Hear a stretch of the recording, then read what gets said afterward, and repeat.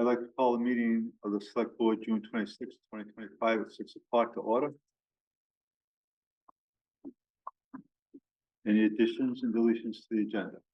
Yes, one is the solar panels contracts for service.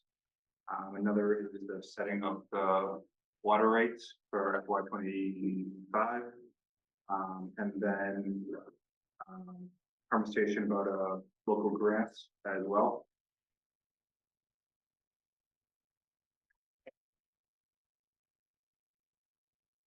And that's all I have. Citizens' comments. I'm not seeing anything online yet. Hi, my name is David McKay. Just wanted to take a brief moment of your time. I'll read a short prepared statement that I made. Dear Select Board, thank you for allowing us to speak tonight. As some of you may know, we reached out to Eric Duffy by email last week to offer our thoughts on the 1% tax. Our hope was to discuss how revenues from that tax were used in years past and offer our perspective on what may transpire moving forward. Eric suggested that it would be beneficial if we shared those ideas here in this forum. As it became clear over the past several months that the EDC may cease to exist, we have sought to speak with various parties in town to better understand the issues at play and the potential consequences of this new paradigm. In our discussions with local community and political leaders, it became clear that as the 1% lodging and meals tax was crafted, it was presented to the voting public as a way to support community events, beautification, marketing, and other items that fall under the umbrella of economic development. It is important to note that we very much understand and appreciate the acute economic challenges Woodstock faces at the current time. Addressing our infrastructure challenges is paramount, and seeking to make use of all financial levers is sensible. That being said, hundreds of thousands of dollars from lodging and meals tax revenue have been spent to support events and beautification efforts that are critical to the success of local businesses. Drawing residents and visitors to a more active and beautiful village with flower baskets, Christmas lights, and community festivals makes Woodstock more enjoyable for all.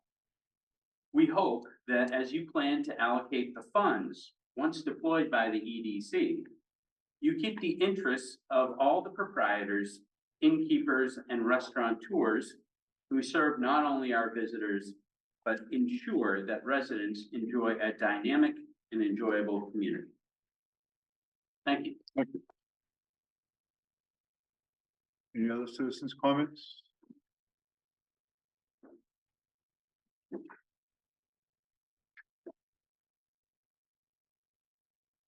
As a follow-on to, State your name, please. I am Tom Weschler, Woodstock.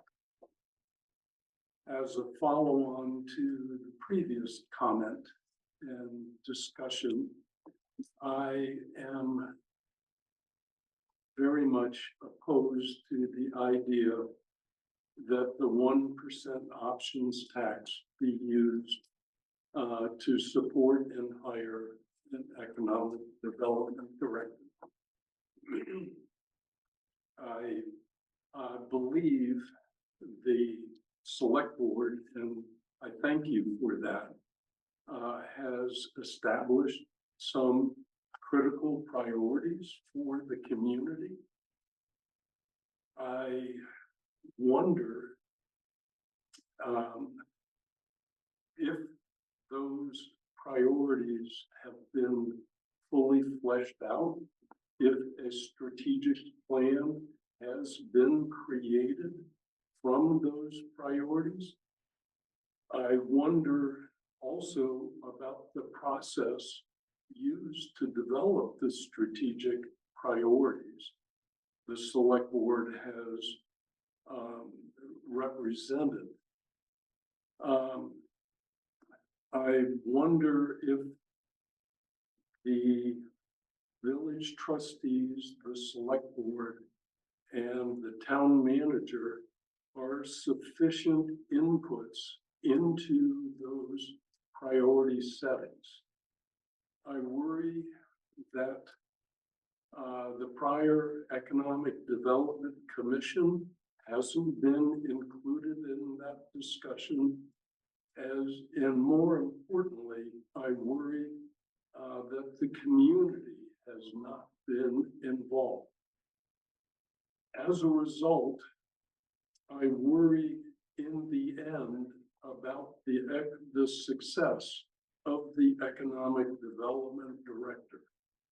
I worry there are not sufficient details to prioritize that person's job, define success, and as a result, we might find ourselves in failure. I am concerned also that the select board really hasn't engaged in direction or guidance to the Economic Development Commission historically. I can't speak with John Spector's tenure, but I can comment that during my 4 or 5 years on the Economic Development Commission, there was limited guidance from the select board. I wonder why now the select board has chosen to move from the Economic Development Commission to feel empowered and necessary to hire a full-time position. And I also wonder about a new position called a marketing coordinator. In the end, we will have committed all of the 1% options tax between the aqueduct, between the salary and benefits for this Economic Development Commissioner, perhaps the marketing coordinator, perhaps the website conversion process, perhaps all of the marketing expenses. We will have zero money to afford and put towards the economic priorities like housing. So that's a long-winded and kind of rambling comment, but basically saying, please, now is not the time. We're not ready. Thank you. Make one other note. Oh, let's make sure anyone, I want to introduce no, you did. Robert. Okay, but I just want to make sure there's no other comments first. That's all. Then you can come up. Okay. Roger Logan, Woodstock. I respect what Tom has said. I think there's a lot of good questions there. But I come to a somewhat different conclusion. I think if now is not the time, then what is the time? In a moment of uncertainty, what we need is focus, crisp, strategic direction. And I have tremendous respect for the people who worked on the EDC and got through lots and lots of different projects that I think were very valuable. I think now in this somewhat existential crisis that this town is facing, we need to have an absolutely focused, strategically driven economic development program, and that needs a professional person to do it. And, you know, I think what the EDC has done some great small projects, small and large projects. I think we need to focus on a very few things, housing clearly being one of the most critical ones. And I think we need to go forward as quickly and as expeditiously as possible, but efficiently as well. So I think now is the time to do it. Do it strategically, do it with goals in mind, and if it's not working, then stop doing it. You know, give it the time to see if we can come up with broader strategic approaches to dealing with the large problems that Woodstock has. So I urge you to go ahead and do this. Make sure, and I'm sure that whomever you might hire would, as part of their responsibility, know that they have to reach out to people like former members of the EDC. I have no idea what the status is or will not be of the EDC, but they're a great resource. They know lots of things. There's lots of people in this town who know lots of things. There's different constituencies like merchants, schools, so on and so forth. Obviously, that's something that this person is going to have to take to heart and is going to spend the first part of their time learning this town, unless it happens to be, they're lucky enough to be somebody who already is in the town or knows the town. But I urge you to go forward with this. Thank you. Ray, if I might make a clarifying comment, just to minimize confusion and misinformation. The EDC has not been formally disbanded by this board. We have consulted with the EDC, and we said when we developed this job that this board would give the option to the new economic development director to leverage that board if they wish. And also give the option to members of the current economic development commission to advise that person. So I just want to be clear that this board has taken no formal action to disband the EDC. This role is, and if you've been to any meetings in the spring where we developed this job description, you know that this role is supposed to build on the success of the Economic Development Commission and the success that it has had. We have not formally disbanded that. I think that's like a common misconception. So thanks. Any other comments? Go ahead, David. Yes, I just didn't properly. That's right. Come up, please. Yeah, I apologize. I didn't properly introduce myself. I am one of the owners of the Jackson, one of the owners of the Shire. I'm a current board member of the Chamber of Commerce, and my comments I used in the plural also reflect, unfortunately, Bruce from the Inn was unable to attend tonight. He should be actually here within the minute, but yeah, I think it's fair to say that my comments reflect his opinions as well. And I think I can say that I speak also on behalf of the Chamber. Thanks. Okay, thank you. Dave, do you want to talk about the new restaurant at Jackson House? I'm sorry? The new restaurant at Jackson House? Well, Yeah. yeah, well, here, just tell us what it is. Oh, yeah, absolutely. So I haven't eaten there yet tonight, well, for dinner. So it's called Oaks and Evelyn. Justin Dane, who had been many years ago, he was the executive chef at the Boston Harbor Hotel. He was the original executive chef at Pine when it opened at the Hanover Inn.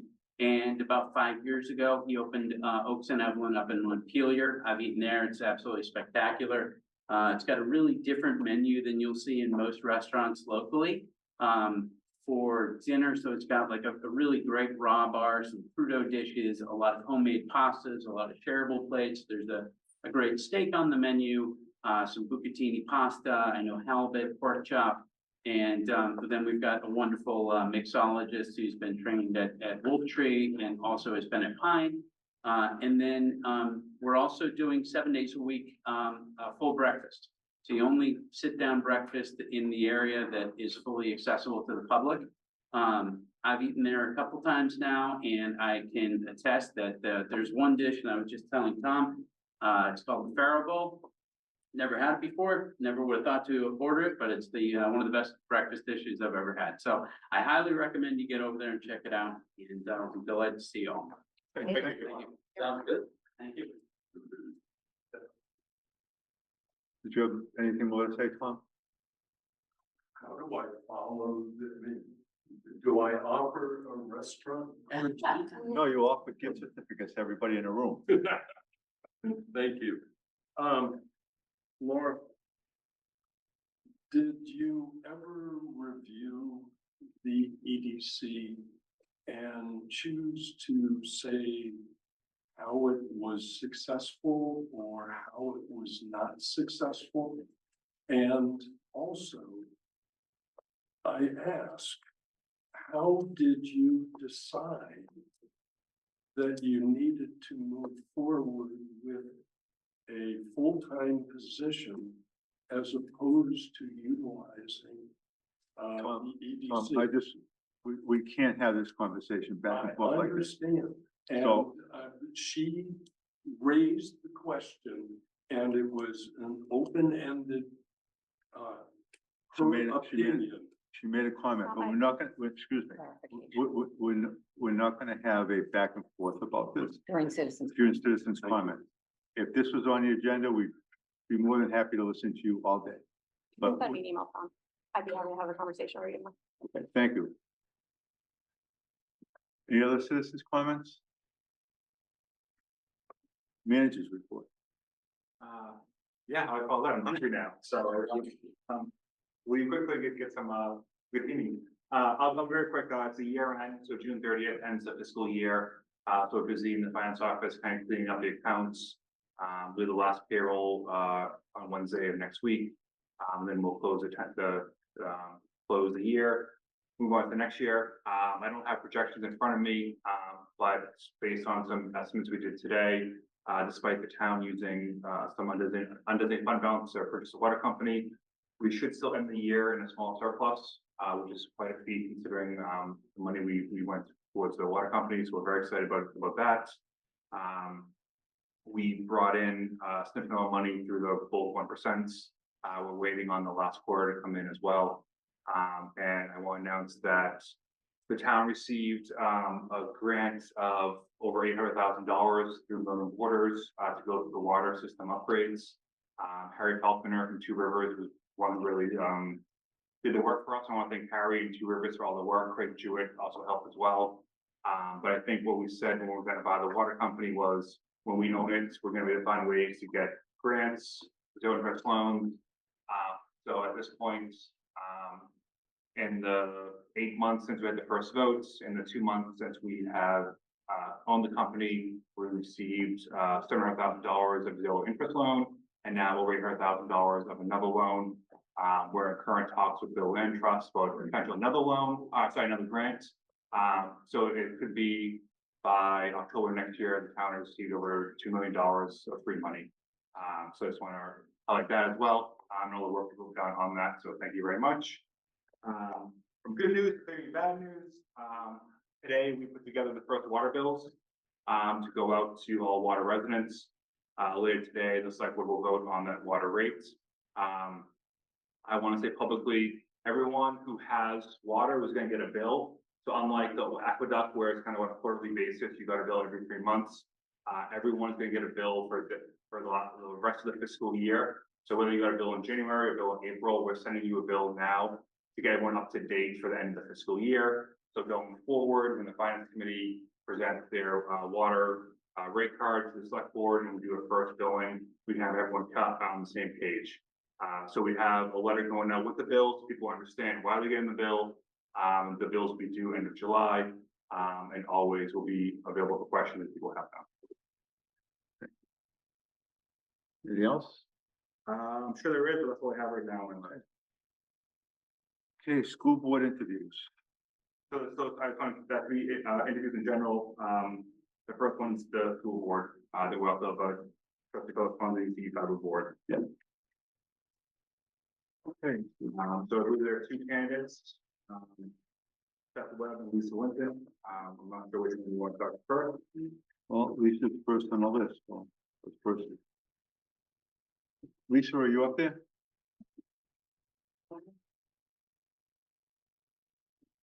You want to tell us a little bit about yourself? I am. Hi. Can you hear me okay? Tell us just a little about why you're in a position. Are you able to hear me? We can hear you. Can you hear us? Yes. Could you just tell us a little bit about yourself and why you're interested in the position? So my name is Lisa Linton. I grew up in Bridgewater. I went to Woodstock Union High School. I'm a graduate of the school. Not to age myself, but I graduated in 1987. My two children attended Woodstock Union High School and were graduates from there. And I currently have a grandson that's in the middle school. And I kind of stay on top of the school and education parts of the program, primarily because my grandson is there. And I feel it's important to have a voice and to speak on different bills, different education reform, and issues that are within the school. Any questions for Lisa? Lisa, have you been to board meetings before, school board meetings? I've been to a few in person, but mostly on Zoom. Okay. Have you kept on top of the conversations around the current budget cuts as of the last school year, and then also the pending education reform legislation that came out of this session? Yes. And what do you think your role on the board would be given those changes? I think I would represent the community, the people of the taxpayers of the town of Woodstock, in voicing what I feel that they would feel are necessary in making changes or having concerns. I'm going to be their voice, so I would be, open to talking, having conversations with the taxpayers, with the people, with parents, even hearing what students' thoughts are and representing them. Thank you. Thank you. Does Carrie have any questions? Oh, Carrie, do you?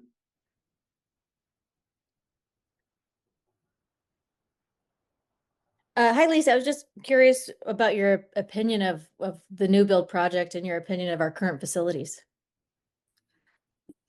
Um, I feel like we need to do some upgrades. I feel like we need to do some work there, but I don't feel that we need to be as elaborate as the original plan was. I think there's areas that definitely need to have improvement and that they need to be upgraded, but I don't think it needed to be as extravagant as they were trying to make it out to be. I think we could use our money and our dollars in a more efficient way. Thank you. Thank you, Lisa. Next is Seth Webb. Sit here. Coming up.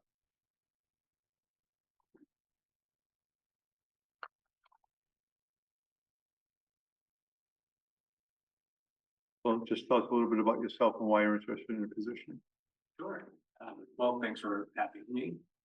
My name is Seth Webb. I've lived in Woodstock for the last 15 years.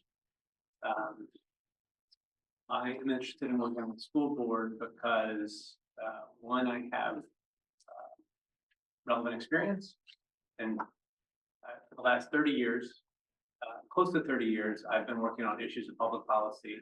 I worked in public-private partnerships in New York City. I helped start a planning office in Guatemala, or a Mayan mayor. I worked for the governor of Illinois as special assistant for policy, communications, and operations. I was economic development director and the town manager for Killington for 6 years. And for the last 10 years, I've been running campaigns to regulatory and communications campaigns for corporate clients in 50 states and abroad. Number two is I have personal interest. Sorry. One, I've made Woodstock my home. Raising a family here. I have 2 young children. One is a student at West. The second will soon be a student at West when she comes of age. And then 3, I feel like in this moment with school reform, property tax reform, and school reform having a state level, I'm hopeful that I can be valuable in helping the school board navigate it, get ahead of it, shape the policy to support the goals of the school, of the district and the towns, the surrounding towns. and, you know, I have some ideas and have spoken with the board about those, about how we can take a proactive approach, so that we, you know, because I'm fearful that the consolidation, we could lose the school, we could lose the union school, we could lose some of the vitality of the community, and I want to make sure that I can help support that. Thank you. Questions? You indicated you've been to board meetings before, school board meetings. Yes. And I guess I'll ask the same question Yeah. about, it seems, the budget process this past year, and then also the most recent legislation come out of Montpelier about education reform. How do you see your role now in this new landscape? Well, I think I can be helpful in helping the school board and the school district craft a strategy to accomplish their goals. And specifically, I think right now there's going to be the bill that passed has set in motion a consolidation. There's some clear targets. There's in terms of timelines and people who will decide on consolidation. I think the consolidation committee is being appointed. It's going to be mostly legislators, some educators, and they're going to have to make some recommendations as early as December. I think it, I think it could be helpful in helping shape the message and communicate the message to Montpelier to assure that our needs are addressed. I think it's going to be pretty complex because a lot of the what happened this session is going to largely depend on subsequent action of additional legislatures and additional governors. And it's going to be important to have a continued presence there, as the policies take shape.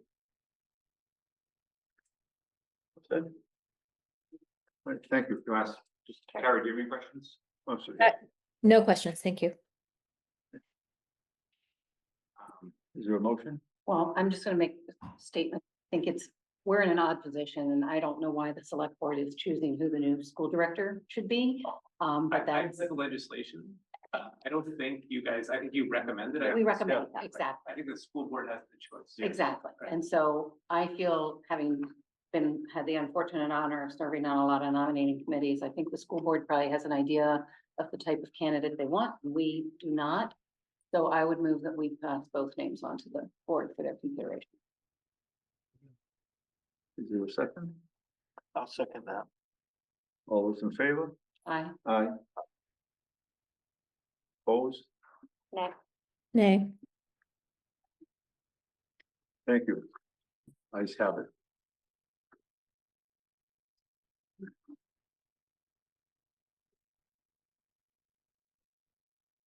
Trustees of Public Funds. Mike, are you on?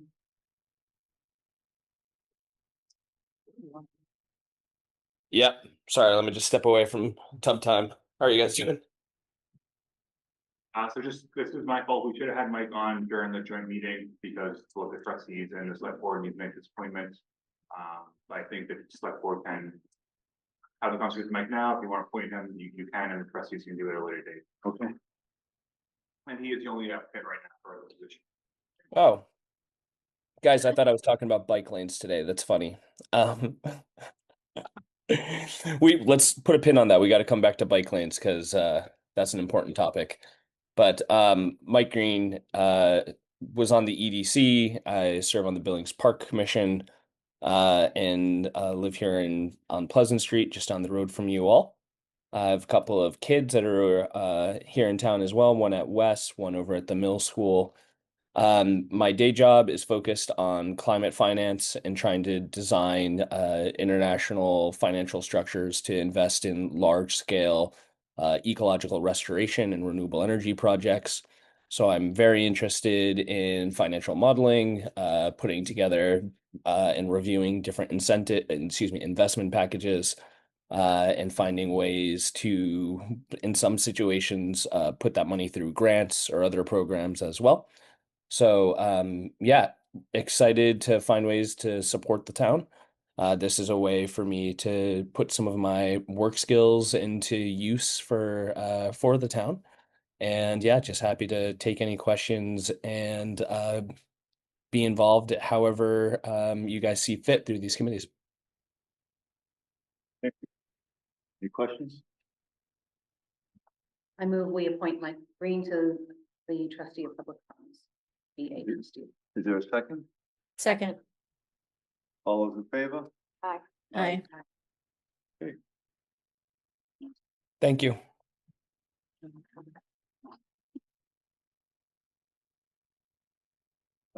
DBC Fiber Board. John Bell.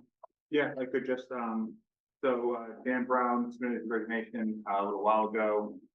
In that resignation, he also recommended that John Powell be his replacement.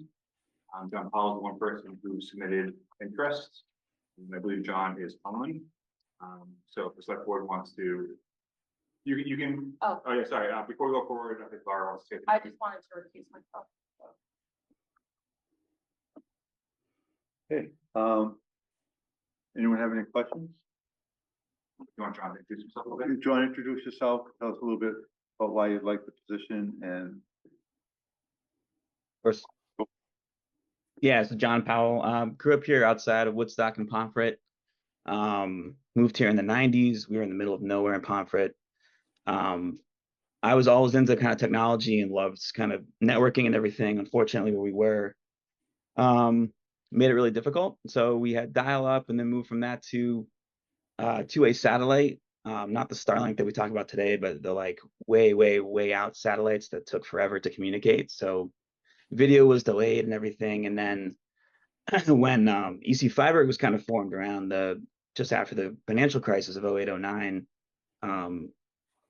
they somehow miraculously ran fiber all the way up to our place up a class 4 road, and it just absolutely changed everything for us. It was absolutely amazing. I remember that from over a decade ago. Having been back here now for several years with the kids and everything, having EC Fiber run to our house has been phenomenal, and always been interested in it, always really appreciated this like literally door-to-door fundraising effort to connect people that just had been forgotten about by major telco companies. And Dave, I really appreciate Dave's kind of support, endorsement, also just the history and the information that he's provided. And, you know, also just the amount of time and dedication Dave's put into this from the beginning, going door to door during construction is just unbelievable. You know, as it kind of pivots into more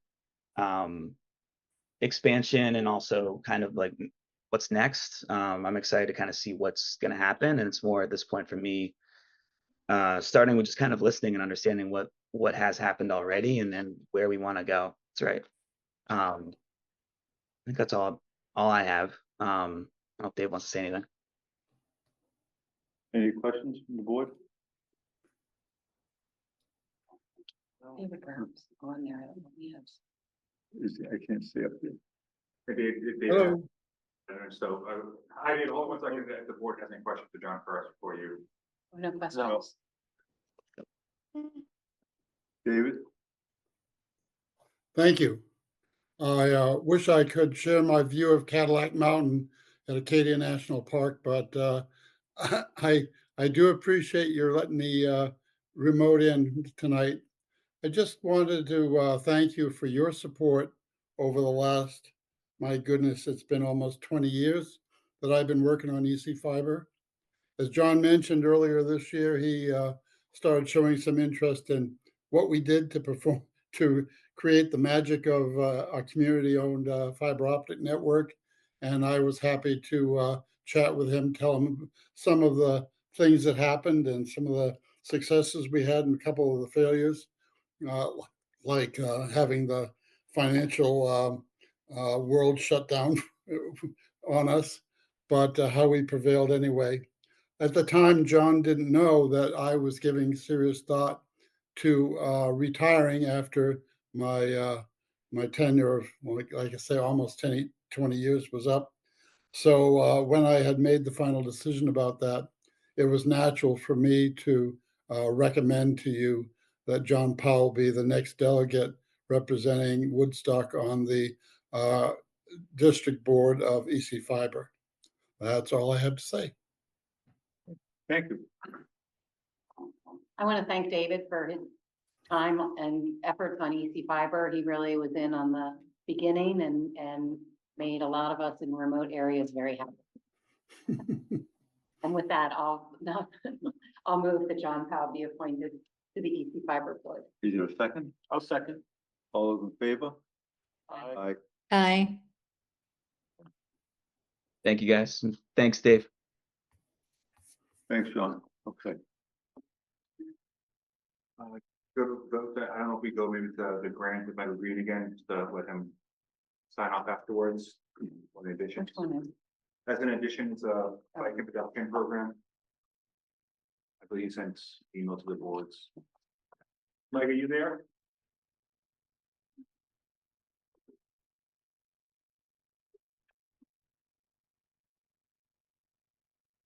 Mike? Like he signed off? Okay. Okay. So just go to agenda items, I guess. Yeah, so next up is the liquor licenses, and Susan, you have this down pat. Yeah. Unfortunately, I move that we approve an outdoor consumption permit for My Village Inn LLC, first and third class license and outdoor consumption permit for Sante Woodstock LLC. The motion is based upon the assumption that the state is reviewing the application since we no longer receive any information. Is there a second? Second. All those in favor? Aye. Aye. Aye. What did you do when I wasn't here? Winged it. Okay. The Triple Crown Throwdown Wamba Parade. Hi, Matt Stout, I'm president of the Woodstock Area Mountain Bike Association, also a school board member. We're applying for a parade permit. It's not a parade. It's a community bicycle event being held out of South Cadena 6. It is under a new name this year. You guys have approved it the last 3 years as the Maxis Eastern State Cups. This year we're running it ourselves without that promoter involved. It's not a race. At least it's not a race when we transfer on the public road. So we're asking to use the public roads. We've added maps to the permit application. The riders are only timed when they're on the trail networks. So when they're transferring from S6 to the Mount Peg network and then to Aqueduct, they are just riding like any other cyclists, using and obeying all public laws on the public roads. With that said, you know, we understand that our community can be crowded, there can be traffic. And so some of the ways we've mitigated any potential conflicts, it's being held on Sunday morning, August 17th, so early in the morning. Like I said, it's not a race. We're not racing through the village or anything like that. We'll be sending off the riders in waves. They're not going as a mass start. That's another way to hold a race when everyone goes at the same time. Instead, we're going to send groups of about 20 riders, 10 minutes apart. We will work with the police to set up traffic control at any intersections where they think it's necessary. We've done that in the past. You guys have asked us to call them up, and we consult with them, and they come out and put traffic control in any intersections they think that might be dangerous. We've capped it currently at 300 participants. We may go up to 350. And to give you a sense of scale, the Turkey Trot is over 2,000. The Covered Bridges Half Marathon is over 2,000. So it's a smaller event. We'll post signage before and during the event along the roads. We will issue a certificate of insurance naming the town. And we are also going to the village for the same permit, and we're going to Pomfret. Any questions? This isn't a race like you. It's timed when you're on the trails, and you can technically win a stage. It's a one-day stage race. Each trail network is considered a stage. So you can win the Mount Peg stage, you can win the Aqueduct stage, you can win the S6 stage, or you can win the combined times of all three. So we think it's kind of a fun, different idea for a bike race, but it will not be, you'll not be timed when you're coming on the public roads. Greg, you know what first place? Yeah, yeah. We'll have an e-bike category, if anyone is interested. I'm just concerned about years ago where there was a bike race. I don't know if it was the same thing. I think it was something else that where a guy unfortunately lost his life on Long Hill Road, and that was chaotic. 6 abreast on the road. I've met several of them. That's the only thing I wouldn't want to see. If they're, single file or double even or something, but it was really crazy. So that's my only thought on it. Yeah, understood. That was a horrible, tragic event, and this is, that. I won't speak to that event, but this is a not racing and going into small waves of, riders. We've done it the last 3 years.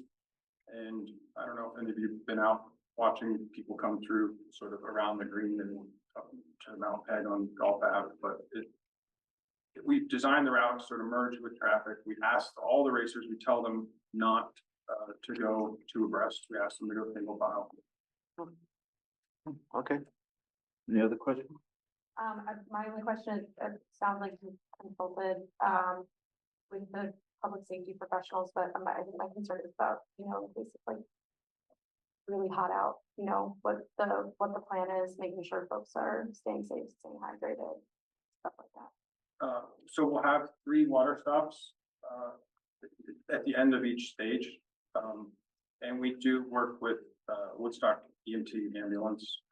We consult with the fire chief, and he kind of comes up with what he recommends as a plan that day.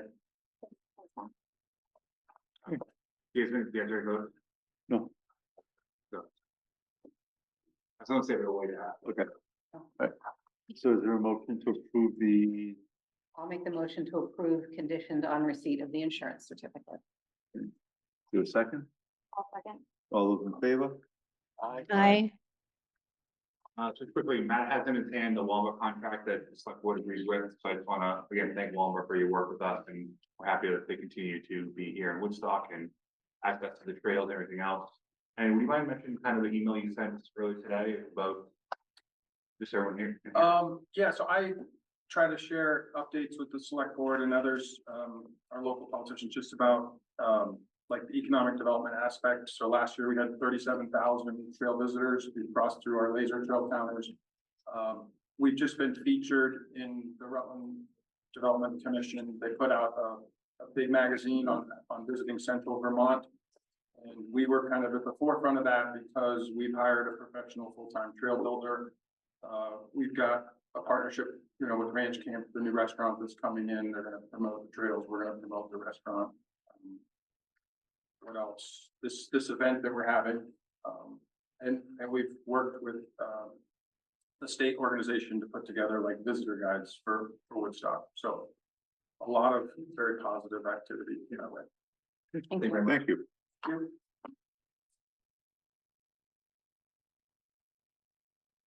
Okay, cannabis license. Yeah, those are one of the ones where the state allows them to remain confidential. They've asked to remain confidential. It's a renewal license from the previous or ongoing holder license. So I'm looking forward to approve it without really any more information. Unfortunately, that's the state law that would follow it. Is there a motion to approve the cannabis license? So moved. Is there a second? Second. All those in favor? Aye. Aye. Okay, that's good. We want to do this solar panels and water rates, you want to do the school first? Let's go through the list and then we'll go to Okay. everything like that. All right. The sewer abatement, Woodstock Terrace.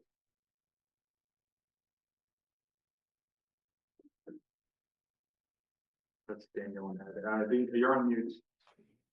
Hi, sorry about that.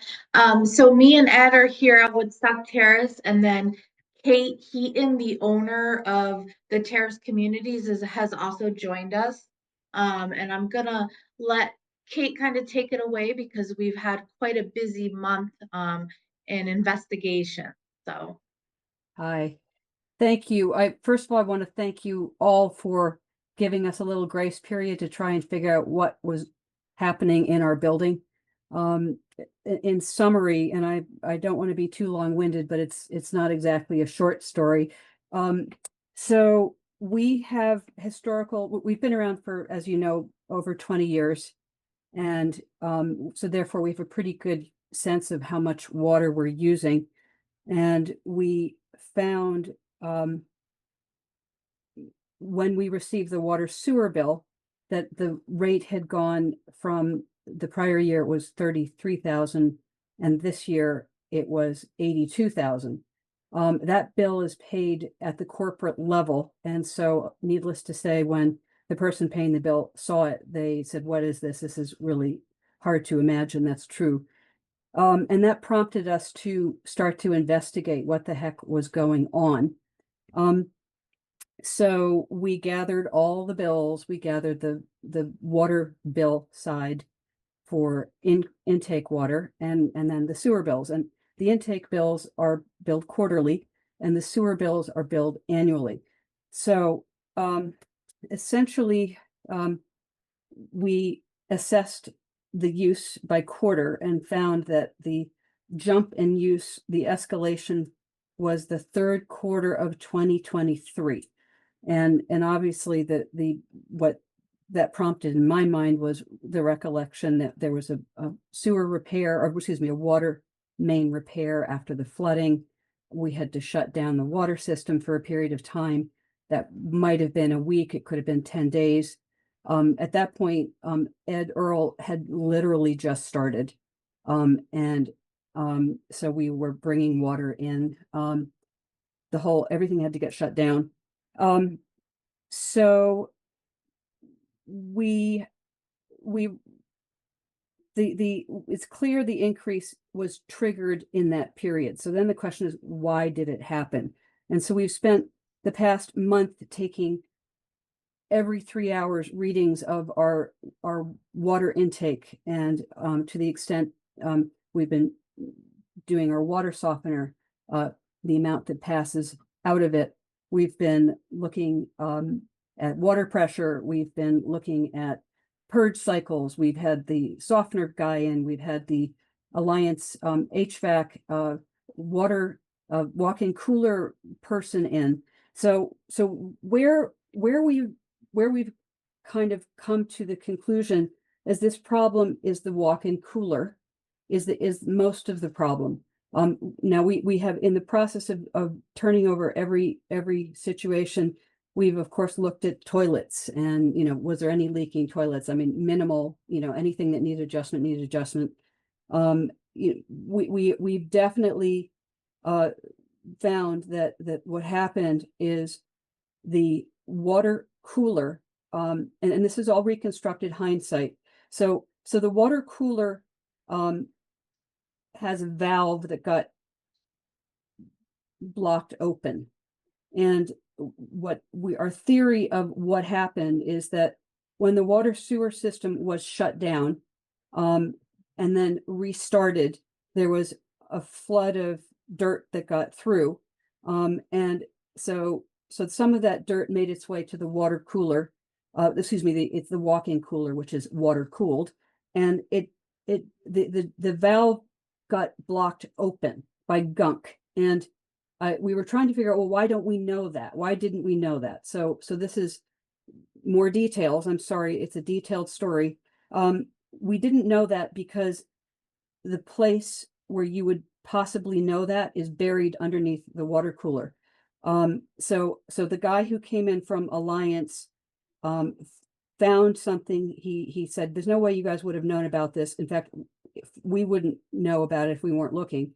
So that's when he switched the valve, did something, toggled it, cleaned it. So that got Ed to say, "Yeah, you know what? I actually remember when the water system was turned back on," because he had just started. There was a tremendous amount of gunk, very technical term, that managed to get in the filters of the water softener. And so he continually had to be changing those filters, and it was just messy and dirty and gunky. So our best guess, with the help of the the guy who services the cooler is the gunk blocked the valve from working properly, and it was stuck on.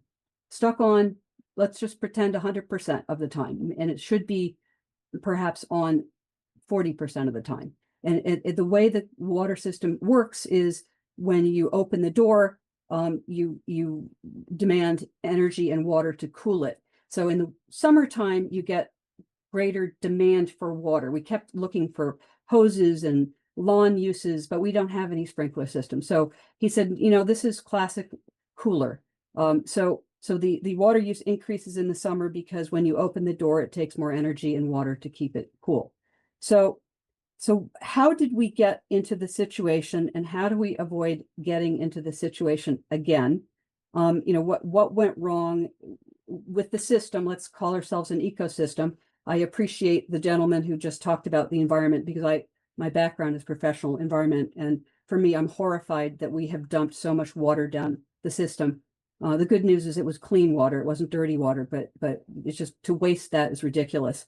So basically, what I am told with talking to various people, and believe me, I spent a lot of time asking questions, is the way that the water company normally works is they get their quarterly readings, they log them into the computer, and if the computer notices a very high increase, it will spit out something, and then they'll be alerted to alert the entity. And I think maybe from what we can tell, that alert didn't quite translate. So Ed, who, like I said, had recently started, did get a phone call from the person at the water company, who actually happens to be someone he knows from growing up in the area, but not someone he'd been in close contact with, but someone he knew. He got a phone call saying, would you please double check your meter reading, which he did. But that phone call didn't say, gee, you're using 3 times as much water as usual. And certainly if he had been told that, I'm pretty sure he would have taken it seriously. So it was more just, please confirm your water reading. So that was done. And then so that would have been done obviously about the time they were getting ready to bill us. And then the next point was when our billing person opened the bill and said, oh my goodness, this is much more expensive than usual. She called the water company, Mary, the same person, and said, gee, why is this so much more expensive? And the response was, well, because there was all this work done on the water system and it's being passed on to customers. So she said, okay, I guess, that's the story. Now, with that said, it was certainly a significant jump in cost, but it wasn't like an earth-shattering jump in cost. The whole bill normally would have been $7,000 for the water share, and it went up it climbed up to about 16, which is a lot of money, but it's not like in your face money. If someone tells you the rates went up to pay for the water sewer system, you might believe it. So there was no extra effort to dive into the water use at that point until we got the sewer bill, which of course had the $50,000 increase. So our water sewer, what used to be 7,000 of water and 23,000 of sewer, i.e. 30,000 a year, has gone to 16,000 in water and 82,000 in sewer, i.e. $98,000 a year. And so as a small company that spreads its overhead over very few units, we're a 42 unit building and we're not always full. We have to spread our overhead costs over very few units, as for example, compared to a 100 unit building, we have to spread all those costs over very few people. So we don't really have the kind of a margin that allows us to have mistakes like that. So I think that the good news is we feel like we've figured out what the water, why we had the problem. We decided that we're going to get rid of our water walk-in coolers, because that will save water use, including this spike that we see in the summer. I think the good news from the town's perspective is I understand that perhaps you were struggling with meeting your your needs, and we're thinking of drilling more wells, and of course you may have to do that no matter what, but I think we just found you over 300,000 cubic feet of water you don't have to replace. There are other things we're looking at doing with the hardness of the water. At some point in 2016, the hardness increased. They set the water softener to purge more frequently in order to get rid of the hardness. They said if we can go back and confirm the hardness has gone down, and these things may go up and down. If it's been down for a while, maybe we can reset the water softener to have fewer regeneration cycles. So that would help.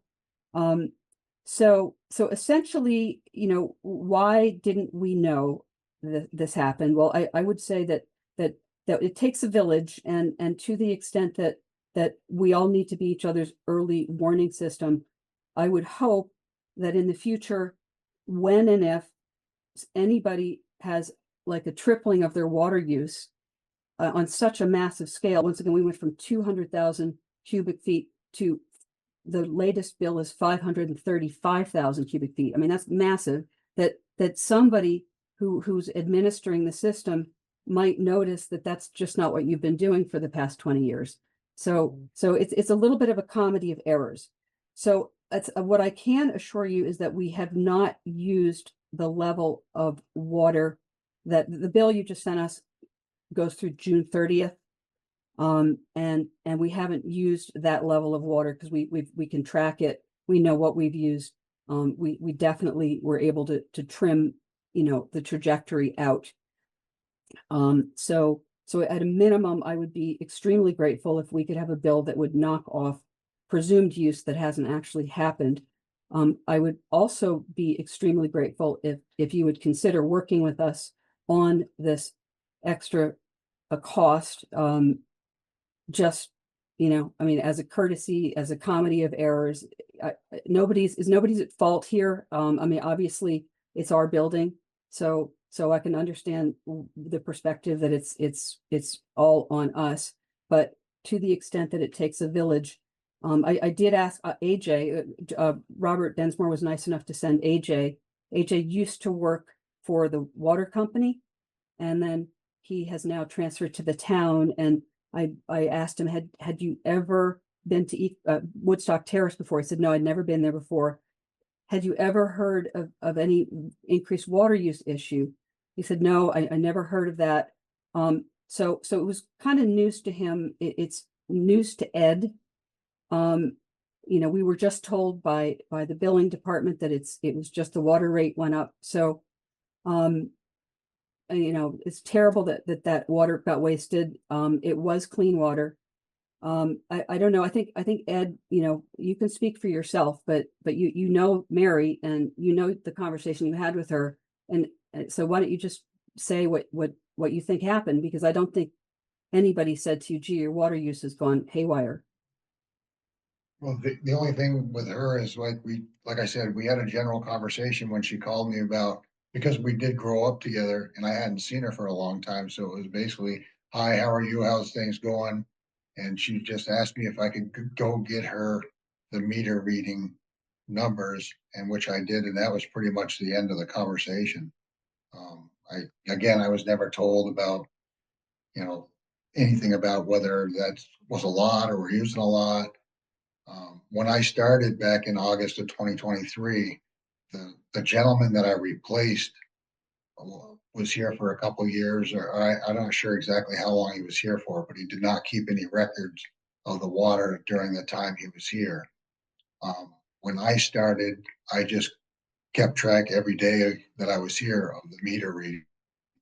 And to me, that was normal. That reading was normal. I was never told otherwise, like, wow, that's a lot of water or whatnot. Well, you started the reading after the repair of the water system. Right. Yeah. Right. So you didn't have any before and after to look at. So anyway, that's how we ended up where we are. I don't know, whether you have any ability to give us any grace on this situation. I can guarantee you that, you know, sure, if we absorb it, we can certainly absorb it, but it's going to be at the expense of other things that need to get done. We have to do $50,000 worth of replacement on those walk-in cooler freezers, that equipment that will stop using water. So we'll use more electricity, but the equipment will be more energy efficient. So so that's the next step. So that's going to help the town get savings on water and your need to drill more water. And finding this leak will help the town not have to drill more. So anyway, you don't have to decide now, you don't have to comment, but I'm just asking for you to consider it. I'm happy. We have written something up, but it's on me. I didn't finish writing it because it's quite complicated. But happy to share something if it helps you, if that wasn't enough information. Have you seen the guidelines for sewer abatements, Pete? Did anyone send you that when you, I don't believe I've seen it, but Danielle, did you see it, such a link? I didn't see it. They talked about it in the previous meeting I was at, Yeah. which I understood to be there's 4 different reasons. One, if there was an error on the water company's part, like a error in the reading. One, if it was, sorry, I can't say all 4 of them, but I think there was 4. Right. yeah, So I mean, I think one could argue that if you're buying a product and you're a longtime customer, that if your first line of defense is the person selling the product and suddenly it's gone nuts, that some communication is in order. So and I'm not trying to blame anybody. I really am not. It's not worth blaming anybody. It's a comedy of errors, but I do think no matter what happens in the future, that there needs to be a system, and I understand there is a system, maybe it didn't work this time, where you guys are monitoring if there's like a crazy jump in use, because that's how you find leaks, and you don't want leaks.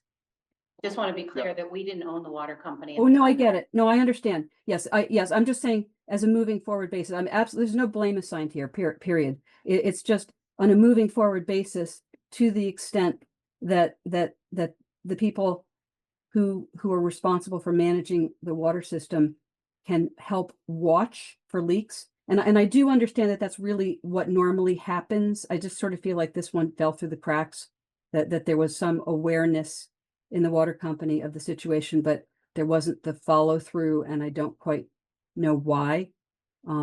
So that's so I'm not trying to make anybody else pay for this. I'm just asking if the town will assist.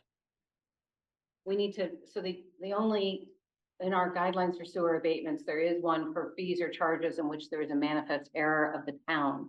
And I'm sorry, but I don't think this meets that. I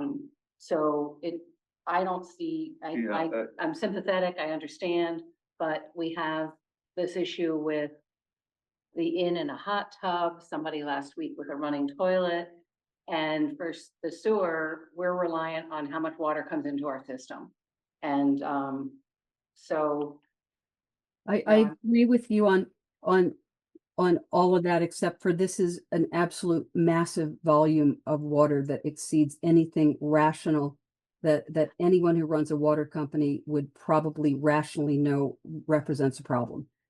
We understand that. I think personally, the issue that I see in this is that you're asking the other sewer users to absorb this cost, and correct me if I'm wrong, because this usage has already been put on our system.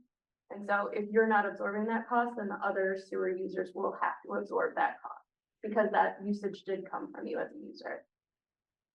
So even though the bill we got was June 2024 through the end of June 2025, and we know we've decreased the amount of water we're using this month, starting June 5th when Alliance was here and they found this. There's no way to look at the fact that most of this month we've decreased it by a significant amount. Yeah. when the water company, the sewer bills always reflect the water used in the previous year. So you identified that the problem was in 2023. So because the town had to get water reading from the aqueduct company, the sewer bill would always be based on the previous year's water use. So I'm gonna make a motion that that this doesn't meet our guidelines and we have to deny the request. I would say that, I think working out some kind of payment plan with the town would, I think I would make a motion that we allow you to work out a payment plan with the town so that this isn't a huge immediate burden on the terrace. Is there a second? I'll second the motion. All those in favor? Aye. Aye. Hi. Okay, thank you. All right, thank you. Pardon for being long-winded.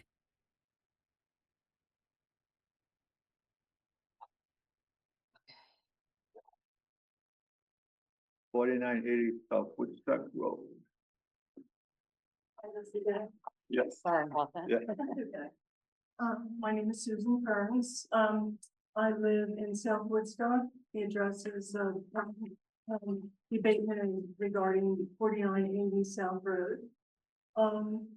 When I received the bill, I noticed that, we were listed as multi-family dwelling, but there's just two of us. There's only two of us. We took possession of the house back last year, at the end of July.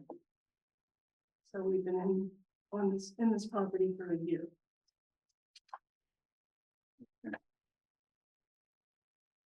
Was I'm it, looking, for an abatement. Since there's only two of us, and I did pay the bill for this Yeah. year. was it a multifamily unit before? Yes. Yeah, I believe there were 4 occupants. Four in the guy. Yeah, that's the board right here. Yeah. But does it affect the past bill or the bills moving forward? Or it's under sewer abatement?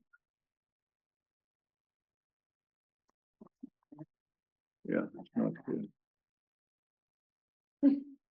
He's directed to change the number of people within, I mean, it's sewer abatement, so. Right. My understanding would be to abate the profit point of view. Right. The fourth guideline does apply because it's a charge due to the change in the number of people living in the home. The guideline, though, you should be aware, also says that after 3 years, we're going to change it back unless you come forward again. Our concern is everyone always comes when the house goes from 5 people to 2. No one ever comes in when it goes from 2 to 5. So we did build that into the guideline. Okay. So I would need to come again next year? No, In it's 3 years. good Three. for 3 years. Yeah. Yeah.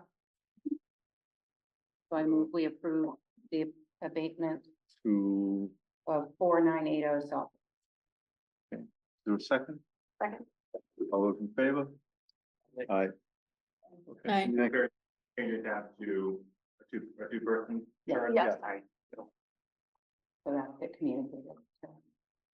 Yeah, and then we'll cut you a check for the difference. Okay, great. Thank you. very And much. then set a reminder, come back. Yes. Thank you.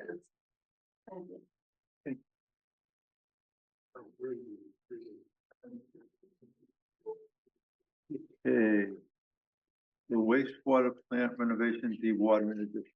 Yeah, so, I forwarded you an email, I think earlier in the week, Bill Tanner, the discussion is whether you want to add the dewatering section onto the design they're working on. They advocate for it strongly, you can sign an email, I think Susan, you talked to someone from Saco, who might have some more information you want to share with that. But Bill Tanner kind of, you could, approve it now, you could wait and approve it later, but they recommend you're gonna approve it through now, so it'd be cheaper to go through the process, but. So Saco Maine is currently installing the same system that we are talking about with the, let me mess up the name, ABS. And anabolic something sludge. Yeah. And biologic sludge. Anyway, I was going to go tour the plant on my vacation last week, but they've only just poured the concrete, so. But I did reach out to them and asked them what they do with their sludge and if they use a dewatering system. And they said they dewater approximately 2,500 wet tons per year. And that they're going with the new system, they're gonna switch to the centrifuge dewatering system. So, there you go. That's what I have. And their plant is going to cost 66 million. Wow. They think. Makes them feel I somewhat think better. is a key word. Okay. So I guess the question is whether we build the dewatering system in now, or whether we don't do one, or whether This we. is the design. Right, The design. Yeah. right. Yeah, so if you have it built in now, you could wait till later in the process and not have it built in at all. Right. I mean, if we build it in now and decide We don't we, want it. we don't have to build it, just Right. because it's in the design, so I Right. think there's no harm in doing that. Yeah, no, I think it's probably easier to dewater the sludge than have it trucked out. And they predict at some point there'll be a cost savings over Yeah. a number of years, Yeah. as they project. Okay, I know so more about sludge than I'd like. Just wait. We'll get more. We've only just begun. so is there a motion to approve adding the wastewater plant, the water addition, the wastewater plant renovation To the design. to the design? Yeah. Yes. Is I will make the motion. there a second? I'll second. All those in favor? Aye.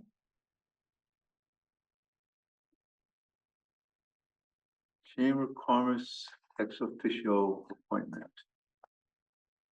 Yeah, so in a conversation I had with members of the chamber, a few months ago, they mentioned I used to be an ex officio on the select board, sometimes a Mr. Manager or a support member, be able to attend the meeting to kind of fill in the gap between what the town was doing, what the chamber was doing.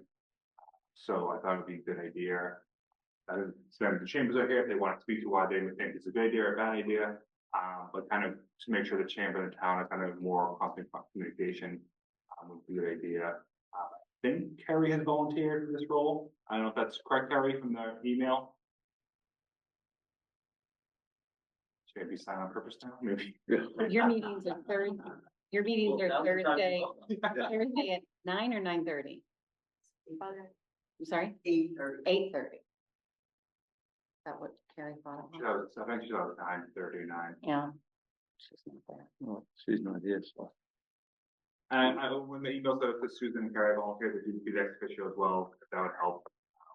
I think we decided between the three of us, one would be there. Yeah, one of us would be there. There she is.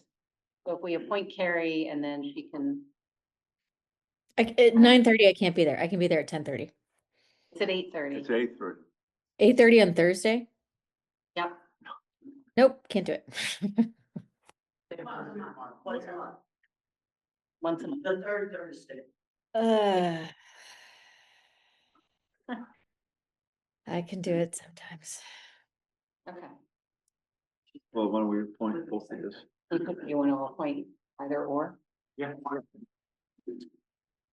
Yeah, I'd like a motion to approve Kerry Cole and Susan Ford as the select board chamber ex officio appointment. Is there a motion? I'll make the motion. Is there a second? I'll second. All those in favor? Aye. Aye. Aye. Okay. Which Thursday? Third Thursday. July 17th.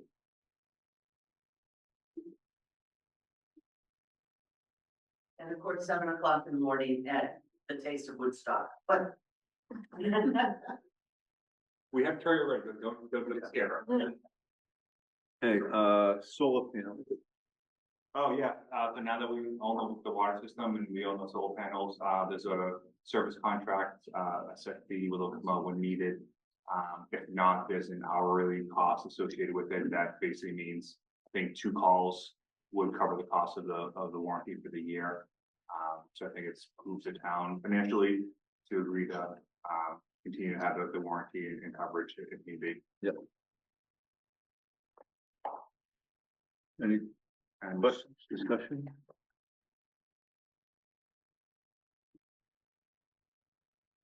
Nope, I move. We have a name. I'm moving. All earth renewables. I move that we approve the all earth renewal, no, whatever, solar. Anyway, panel. Is there a second? Second. All those in favor? Aye. And just so I get it's $1,500, $44 per year, so. Water rates. Yes.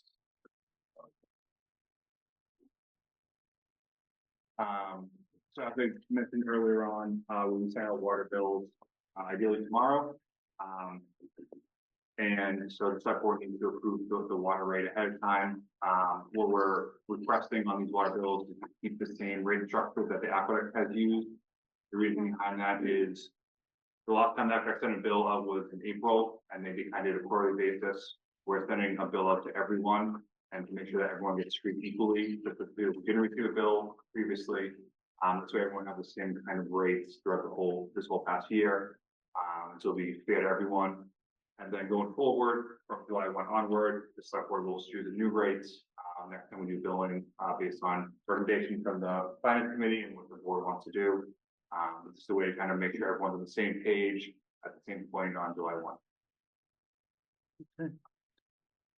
Is there a motion to approve the water rates as described in the email? I'll make the motion. Is there a second? I'll second. Can you just probably say what the rate is, so Oh. who's get it on, yes, sorry, still on the record.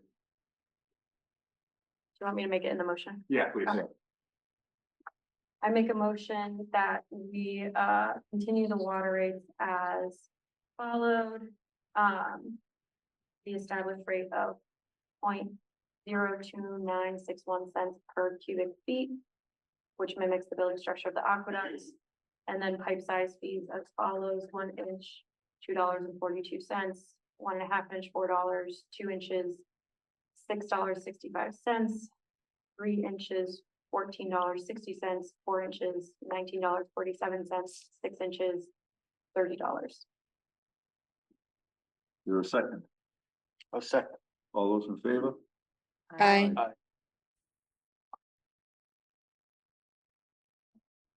I don't see Mike Green back on, so we have to postpone the letter of support on the grant. But I can maybe speak to it quickly. He's looking at a V-Trans bike and pedestrian program grant. And part of the requirements is a letter of support from the select board. I believe Ray, you at least on the email, written from him. So if the board is interested, we could either approve a letter of support tonight and go from there. Or we talk a little more. I don't know if anyone has any questions, or you want to wait till maybe get Mike. Do we have the letter? I have a copy letter on me right now, yes.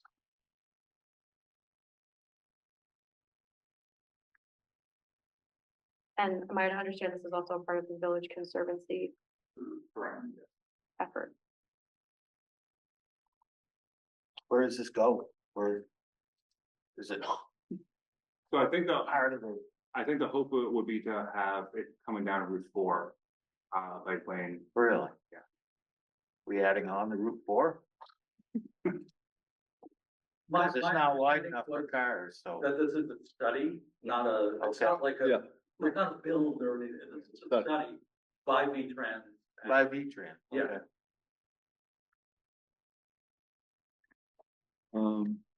Or we can wait and do it with the trustees on the 8th. Yeah, I don't know when the deadline was. It deadline? Or do you know the deadline? July. I'm looking at it to see if I can.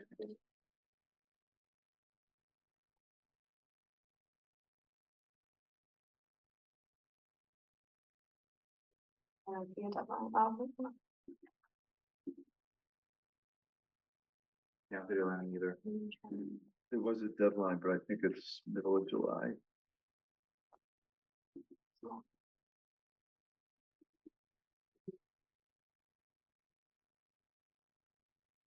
It's very interesting, I'm sure.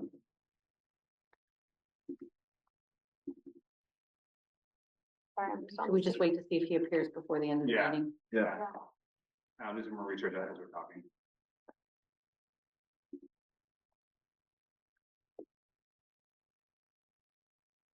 So we're going to move on to the next topic? Yes.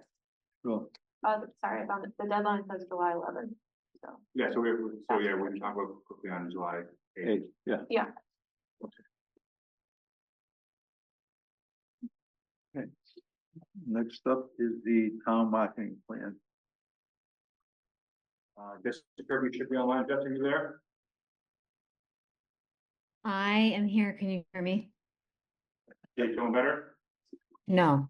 Um, sorry, thank you for letting me zoom in. I've had a migraine since 12 o'clock this afternoon, so I will try and get through this quickly. Feel free to stop me if anyone has questions, and I can also send this in document format for everyone to review afterwards. I'm just going to cover three things. I'm going to give you an update on kind of what our goals are for 2025, an overview of what we've been doing, high level, my thoughts on the formation of an official marketing and events committee and what I think some of those roles should look like. And then I just want to give you an update on the status of the website redesign with Bytes. So goals for 2025, high level, we want to reinvigorate Woodstock's brand presence and identity.